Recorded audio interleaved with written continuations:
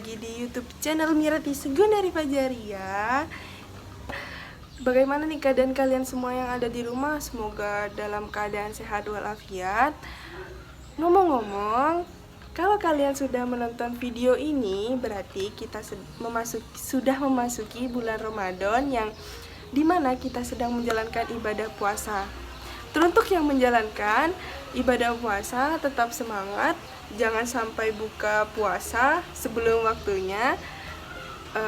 Semoga diberi kelancaran sampai hari raya. Dari judul di atas, pasti kalian semua sudah tahu kan apa yang akan saya bahas kali ini. Nah, kali ini saya akan membahas tentang bisnis.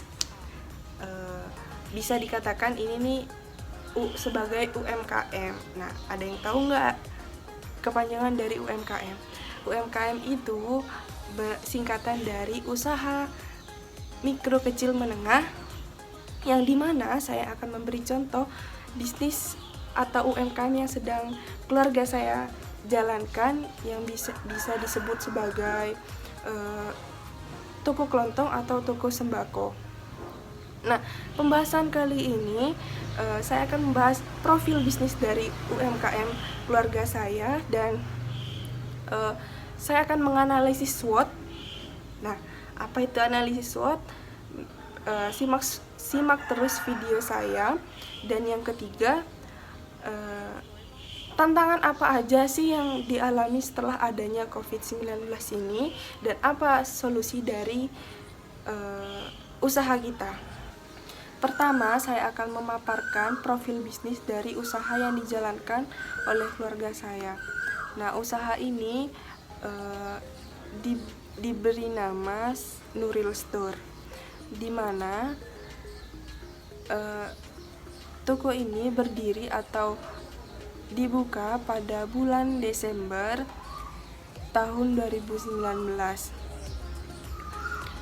Alasan keluarga saya memilih menjual toko sembako karena yang pertama itu merupakan kebutuhan sehari-hari masyarakat di sekitar. Nah, yang kedua, masih sedikit yang membuka toko serupa atau hanya hitungan jari. Jadi itu menjadi peluang bagi keluarga saya untuk menjual sembako. Usaha ini berlokasi di Jalan Raya Desa Lacing, Kecamatan Arosbaya, Kabupaten Bangkalan. Mengapa saya ragu dalam mengatakan bahwa usaha ini termasuk toko kelontong atau toko sembako? Karena tidak semua barang sembako kami menjualnya di toko Nuril Store ini. Nah, apa aja sih yang dijual di Nuril Store ini? Yang pertama itu ada beras, telur ayam kampung, gas LPG 3 kilo, air galon, air minum gelasan, es batu, bensin. Nah, hanya itu saja karena usaha ini tergolong masih baru, jadinya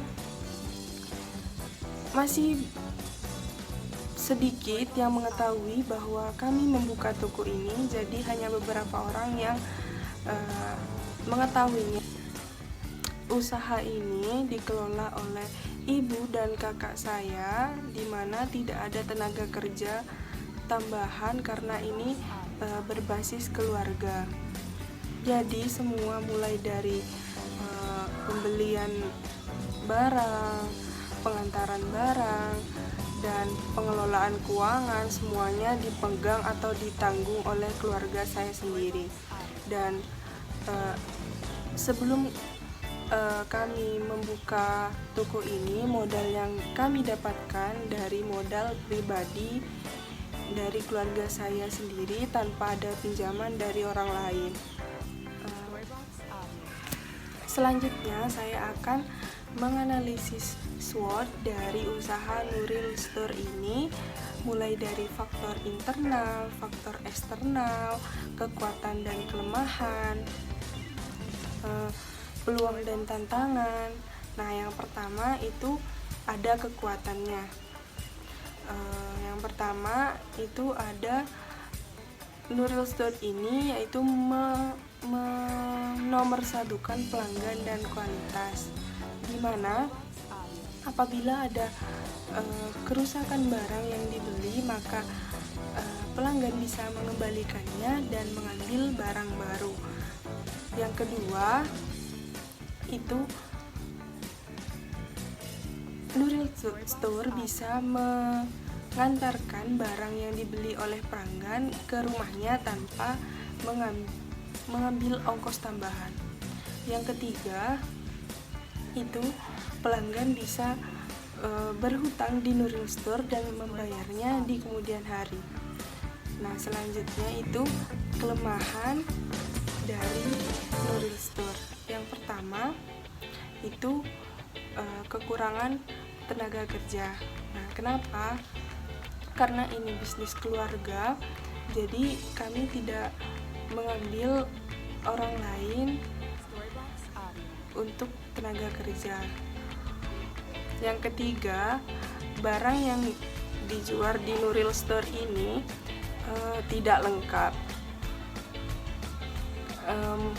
Karena ini usaha baru, jadinya kami hanya menjual sebagian barang yang menurut kami penting dan laku untuk dijual. Yang ketiga itu ada peluang dari Nuril Store. Yang pertama itu masih sedikit penjual yang serupa dengan Nuril Store, yang dimana itu menjadi peluang dari usaha kami. Yang kedua itu tempat yang strategis. Nah, dimana karena tempat ini berada di tengah pemukiman warga, sehingga itu menjadi alternatif bagi masyarakat untuk membeli bahan baku yang diperlukan. Nah, yang terakhir itu ancaman dari Nuril Store. Yang pertama itu mulai banyak dan ada kompetitor yang menjual barang lebih lengkap dari Nuril Store ini.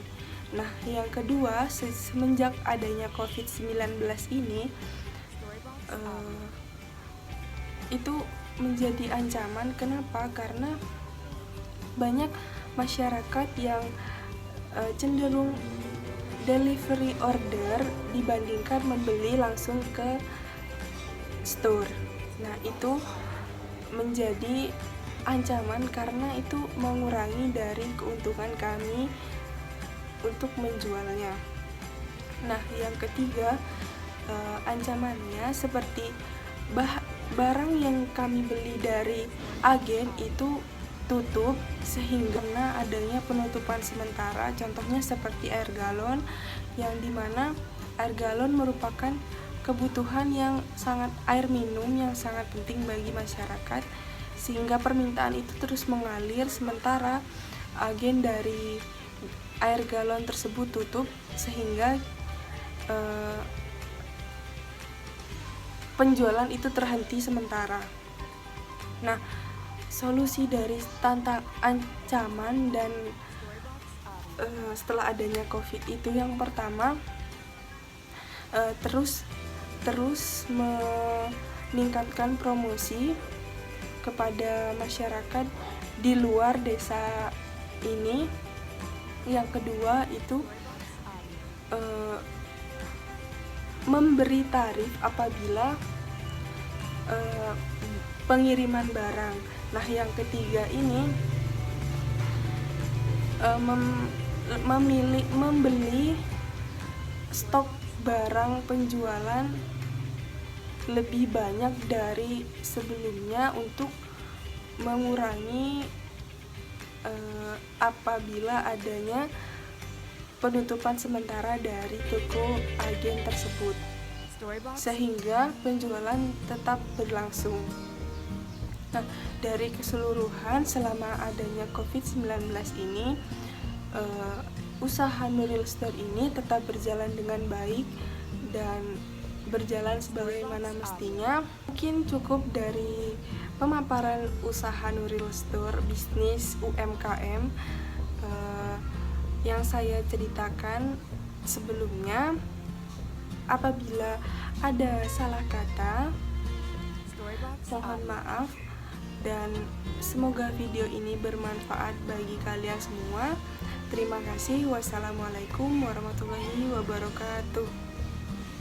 Bye bye.